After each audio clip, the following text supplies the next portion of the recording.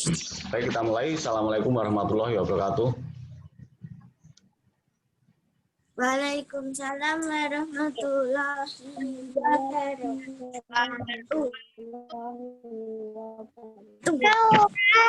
Oke, anak-anak. Hari ini kita bertemu kembali dalam video conference pembelajaran kita. Silakan mikrofonnya dimatikan dulu sebentar. Silakan mikrofonnya dimatikan dulu sebentar. Kita akan berdoa untuk mengawali pembelajaran. Oke, silakan ambil posisi yang bagus di tempat duduk masing-masing. Pembelajaran akan kita mulai dengan berdoa. Silakan ambil sikap sempurna. Anak-anak, marilah pembelajaran hari ini kita mulai dengan memanjatkan doa kepada Tuhan Yang Maha Kuasa. Mudah-mudahan pembelajaran hari ini lancar dan kita dapat mencapai tujuan-tujuan pembelajaran yang kita inginkan. Di tempat duduk masing-masing, berdoa kita mulai.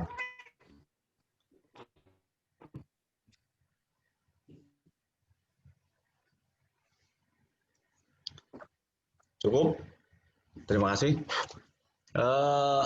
Anak-anak yang berbahagia, tadi kalian sudah ikut nyanyi ya, nyanyi judulnya es krim tadi ya. Lagunya bagus ya anak-anak ya. Kalian bisa ikut nyanyi nggak tadi?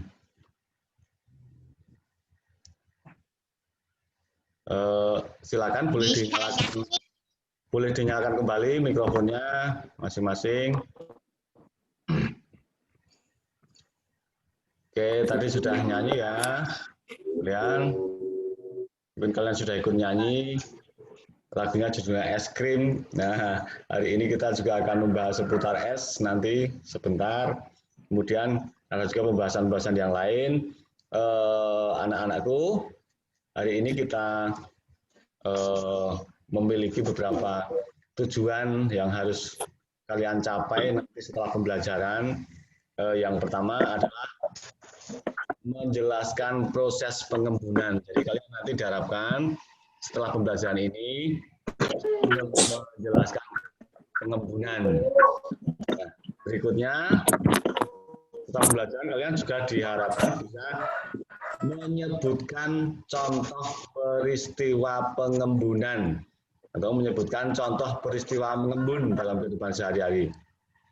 Berikutnya kalian diharapkan bisa melakukan percobaan peristiwa pengembunan. Nanti kita akan coba seperti yang kemarin sore sudah umumkan bahwa kita akan melakukan praktek percobaan hari ini.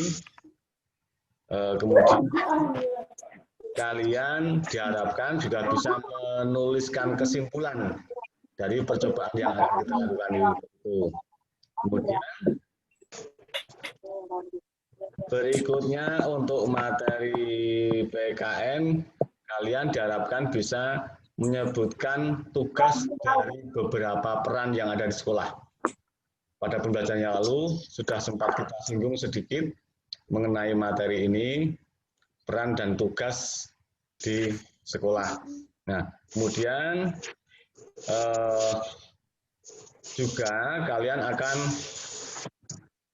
menemukan kosakata. Kalian diharapkan bisa menemukan kosakata baru dalam bacaan dan menyebutkan arti dari kata tersebut. Setelah itu, kalian diharapkan bisa membuat kalimat atau menyusun kalimat menggunakan kosakata yang kalian temukan tadi. Kata baru yang kalian temukan tadi. Itu beberapa tujuan yang nanti akan kita capai bersama-sama. Mudah-mudahan kalian dapat mencapai kompetensi-kompetensi yang diharapkan itu.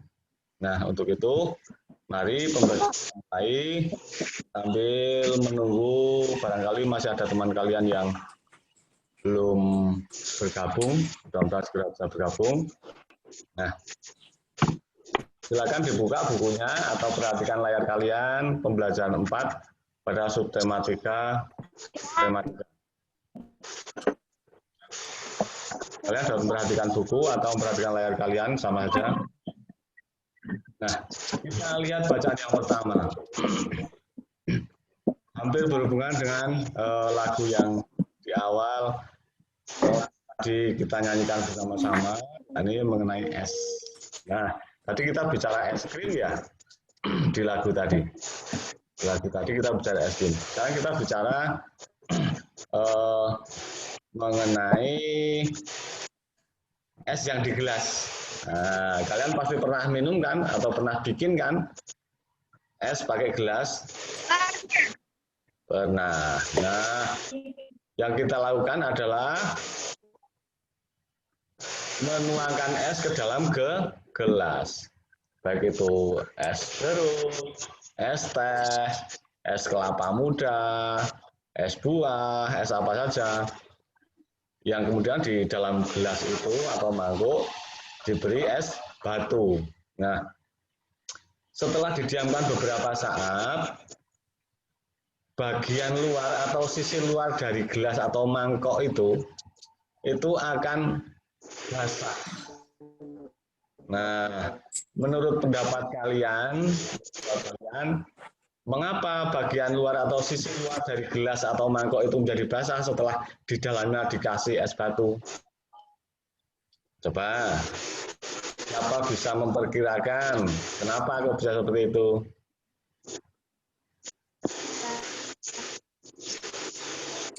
Kenapa Mbak Widya kira-kira?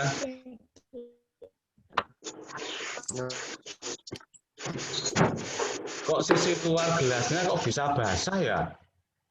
Padahal esnya kan ditaruh di dalam gelas.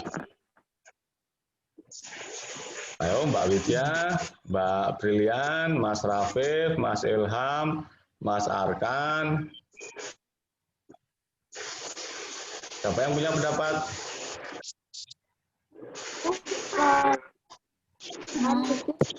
Kenapa kira-kira? Ada yang bisa menjawab tidak? Benda cair yang menguap. Benda cair yang menguap. Bagus. Apalagi? Apa mungkin Es batunya menguap. es batunya menguap? Oke, ada yang bilang es Berubah. apa lagi? Karena proses di cair lembut. Proses perubahan benda cair menjadi gas disebut mengembun. Apalagi? Apalagi yang menyebabkan gelas es itu di sisi luarnya basah? Menembus. Menembus. Wah, air esnya tembus Pak Guru. Air esnya tembus teman-teman. Ada yang bilang seperti itu. Nah, anak-anak, perhatikan ya penjelasan Pak Guru ya. Sisi luar gelas es atau mangkuk es setelah beberapa saat itu akan basah.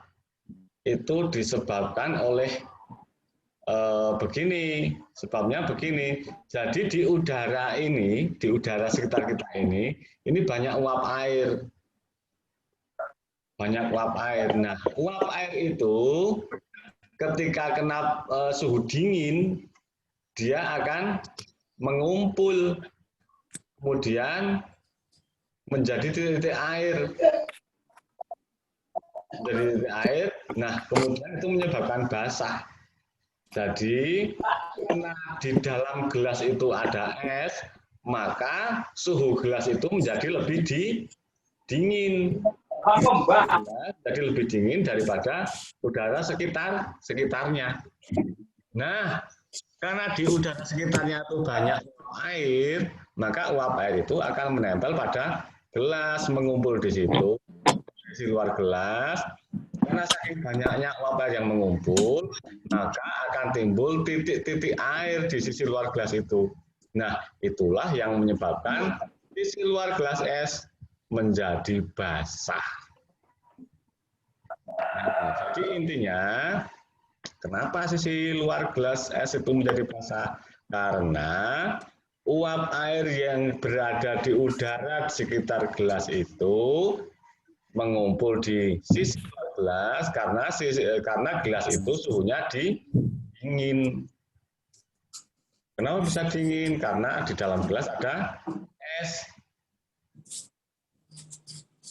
Nah, sampai ini kalian bingung tidak?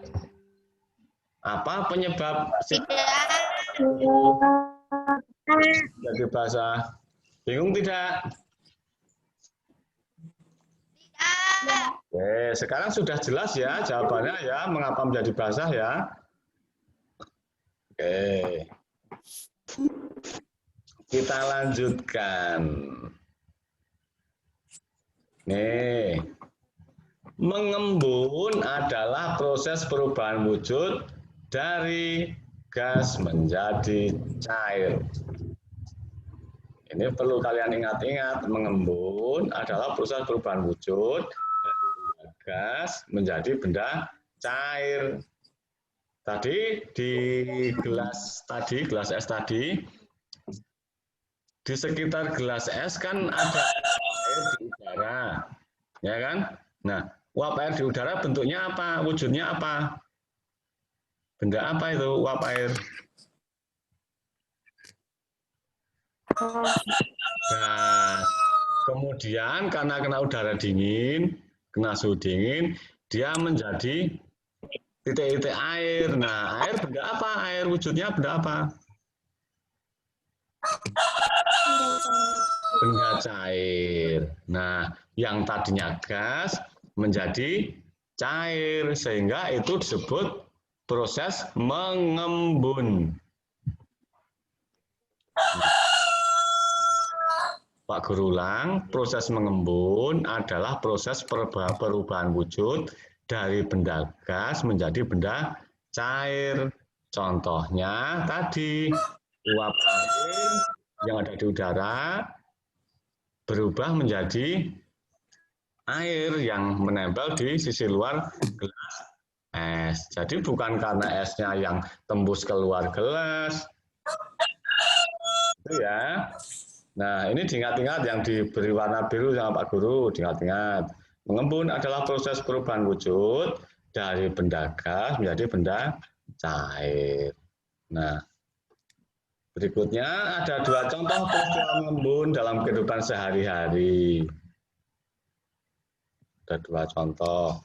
Ketika kalian memasukkan pecahan-pecahan es batu ke dalam gelas, sisi luar gelas mula-mula kering, ya. Beberapa saat kemudian, sisi luar gelas terdapat bintik-bintik air.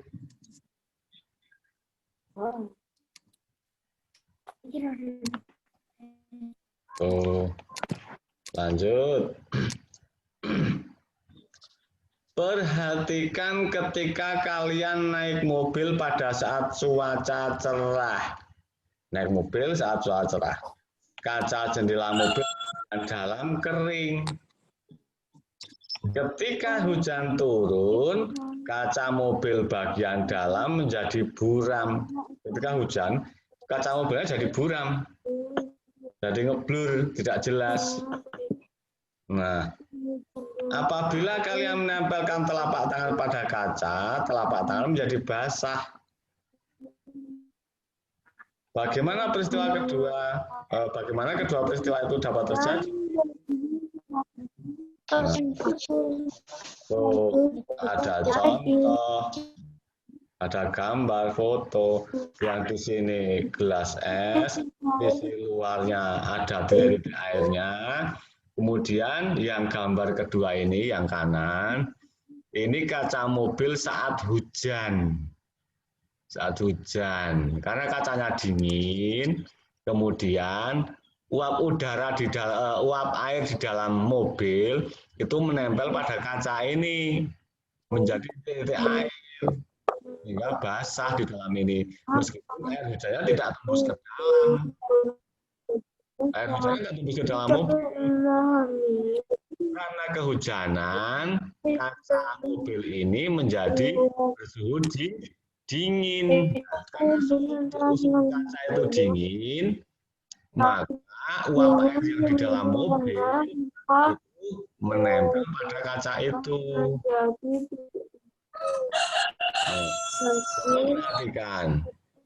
Coba perhatikan, kenapa di dalam mobil bisa ada uap air. Nafas kalian kan juga menghasilkan uap air. Tentu saja saat di